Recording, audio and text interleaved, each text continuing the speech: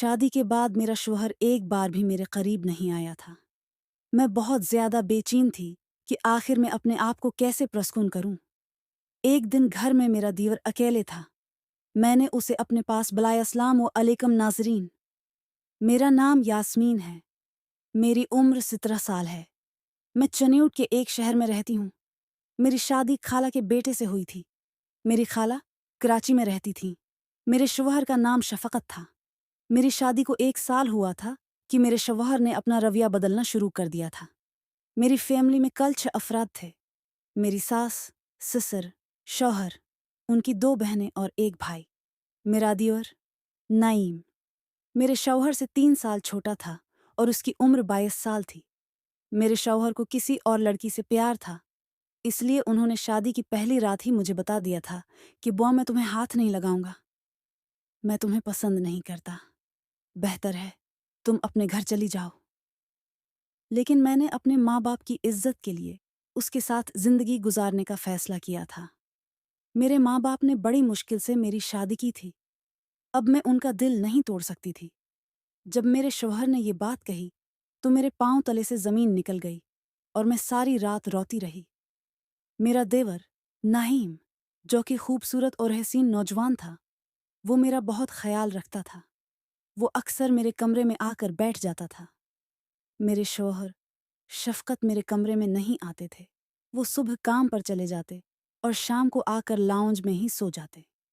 میں کمرے میں ان کا انتظار کرتی رہتی اور انتظار کرتے کرتے میرا دیور نعیم فیکٹری میں مینیجر کی نوکری کرتا تھا، جبکہ میرے شوہر کا اپنا کپڑوں کا کاروبار تھا۔ میرے ماں باپ نے ایک خوشحال گھرانے میں میرا رشتہ کیا تھا، لیکن مجھے نہیں پتا تھا کہ وہاں میری زندگی عذاب بنج ایک دن شام کو میرے شوہر کام سے واپس آئے تو میں اپنے کمرے میں بیٹھی ہوئی تھی۔ میری نئی شادیاں ہوئی تھی اور میری خالہ مجھے کھانا کمرے میں ہی دے کر چلی جاتی تھی۔ میری خالہ کو ابھی تک یہ پتہ نہیں چلا تھا کہ میرے شوہر نے مجھے کیا کہہ رکھا ہے۔ جب وہ کمرے میں آتے تو میں ان کے سامنے مسکرا دیتی اور انہیں کچھ پتہ ہے نہیں چلنے میرا شوہر شفقت لاؤنج میں لیٹ گیا۔ وہ وہیں کھانا کھاتا اور وہیں سو جاتا۔ گھر والے اسے کہتے کہ اپنی بیوی کے پاس جایا کرو، لیکن وہ کہتا کہ میری طبیعت ٹھیک نہیں، میں اپنی بیوی کے پاس نہیں جاؤں۔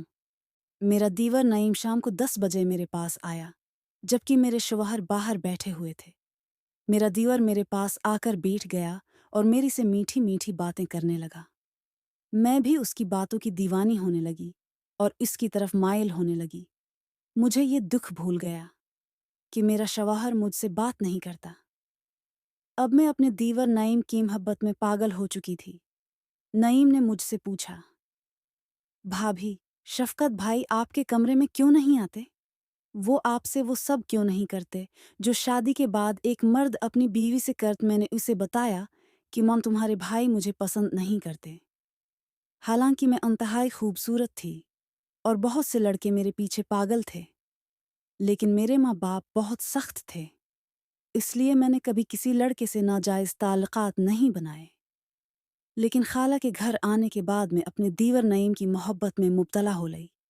میرا دیور ہر گھنٹے بعد میرے کمرے میں چکر ہو جاتا ہے، لگاتا اور میرے پاس آ کر بیٹھ جاتا۔ وہ میرا ہاتھ اپنے ہاتھوں میں تھام لیتا تو میرے اندر خوشی کی لہر دوڑ جاتی۔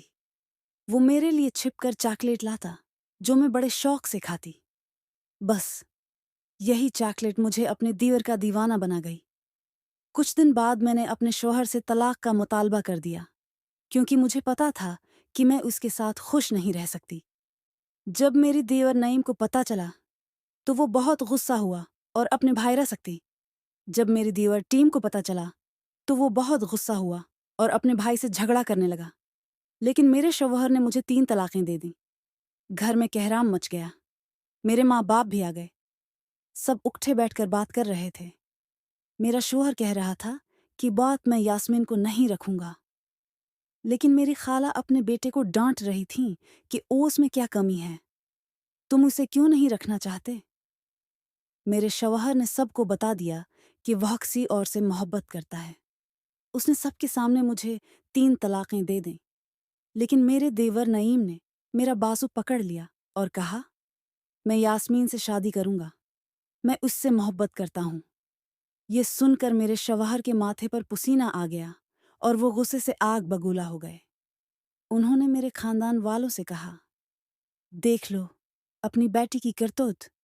ये मेरे साथ रहते हुए मेरे भाई से ताल्लुकात बना ही थी रही थी।